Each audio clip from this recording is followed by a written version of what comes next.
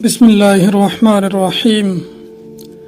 সাপ স্বপ্ন দেখার অনেক তাবির রয়েছে, তাই আজ বলবো যে প্রাণীটি বাস্তবে দেখলে সকলেই ভয় পায়। অধিকাংশ মানুষ প্রাণীটি স্বপ্ন দেখেন, আর প্রাণীটির নাম হলো সাপ। এর তাবিরও অনেক রকম রয়েছে, তবে এর মূল যে তাবির তা কখনোই ভালো হয় না। মুআব্বির বা ব্যাখ্যাকারগণ স্বপ্নে সাপ দেখার তাবির ভালো নয় বলে উল্লেখ করেছেন। সাপ দুশ্মনের আলামত। এর আরেকটি তাবির হলো প্রতিবেশী আপনাকে হিংসে করবে। যদি কেহ স্বপ্নে সাপ দেখে ফেলে, তাহলে তার উচিত আল্লাহর দরবারে দুশ্মন থেকে হেফাজতের দোয়া করা এবং কিছু সদকা খয়রাত করা উচিত। কিছু সাপ থাকে শুকনাতে, আর কিছু সাপ থাকে পানিতে। যদি কেহ পানির সাপ স্বপ্ন দেখে, তার ব্যাখ্যা হলো এর দ্বারা কোনো জালেম জবরদখলকারীর সাহায্যকারী বোঝায়। কেহ যদি স্বপ্নে নিজেকে সাপের মালিক দেখে, তাহলে সে ব্যক্তি ক্ষমতাপ্রাপ্ত হবে বা রাজত্ব পাবে। আর কেহ যদি উড়ন্ত সাপ স্বপ্ন দেখে, তার তাবির হলো সে ব্যক্তি সফরে বের হবে। আর যদি তার ঘরের কেহ সফরে বের হওয়ার এরাদা করে, তাহলে সে খুব তাড়াতাড়ি সফরে বের হবে। কেহ যদি স্বপ্নে সাপকে মারতে দেখে, সেটার ব্যাখ্যা হলো দুশ্মনের উপর জয়ী লাভ করবে, দুশ্মনকে ঘায়েল করবে। আর যদি দেখে কোনো সাপকে মাঝখানে মেরে দু টুকরো করে দিল, এর তাবির হলো সে ব্যক্তি ইনসাফ বা ন্যায় বিচার করবে।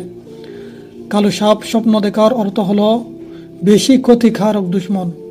আর কোনো ব্যাখ্যাকারীগণ কালো শক্তিশালী চৌকিদার বর্ণনা করেছেন, যে চৌকিদার আপনাকে হেফাজত করবেন। সাদা রঙের সাপ স্বপ্ন দেখার অর্থ হলো দুশ্মন দুর্বল।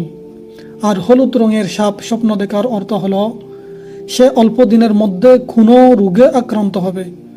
তবে মুআব্বির বা স্বপ্নের ব্যাখ্যাকারকগণ ইসলামী বিশেষজ্ঞদের ধারণা কোরআন হাদিস বিশ্লেষণ করে এই ব্যাখ্যাগুলো দিয়েছেন। তবে এখানে উল্লেখ করা প্রয়োজন, আমাদের ইসলাম ধর্ম মতে স্বপ্ন তিন প্রকারের হয়ে থাকে।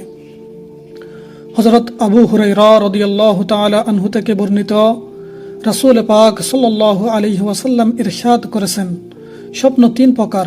প্রথমত রুইয়া সালেহা তথা ভালো স্বপ্ন, আল্লাহ পাকের পক্ষ থেকে কোনো সুসংবাদ হিসাবে যা বিবেচক। আর দ্বিতীয় নম্বরে রয়েছে রুইয়া শয়তানি, অর্থাৎ শয়তান কর্তৃক প্ররোচনামূলক প্রদর্শিত স্বপ্ন। আর তিন নম্বরে হচ্ছে রুইয়া আফসানি, তথা মানুষের চিন্তা চেতনার কল্পচিত্র। এরপর রাসূলুল্লাহ সাল্লাল্লাহু আলাইহি ওয়াসাল্লাম বলেছেন, যদি কেউ অপছন্দনীয় তথা ভয় বা খারাপ কোনো স্বপ্ন দেখে, তাহলে সে যেন তাড়াতাড়ি ওযু করে নামাজে দাঁড়িয়ে যায় এবং দর্শিত স্বপ্নের ব্যাপারে অনভিজ্ঞ কাউকে কিছু না বলে। আবু দাউদ শরীফে এসেছে, চিরসত্যের ধারক মহানবী সাল্লাল্লাহু আলাইহি ওয়াসাল্লামের বাণীর আলোকে আমরা এই বিশ্বাস স্থাপন করি যে কিছু ভালো স্বপ্ন আল্লাহ মহান তার প্রিয় ও নেক বান্দাদের দেখান। কিছু স্বপ্ন শয়তানের প্ররোচনায় হয়ে থাকে, কিছু স্বপ্ন মানুষের চিন্তা ও ধারণার ফল।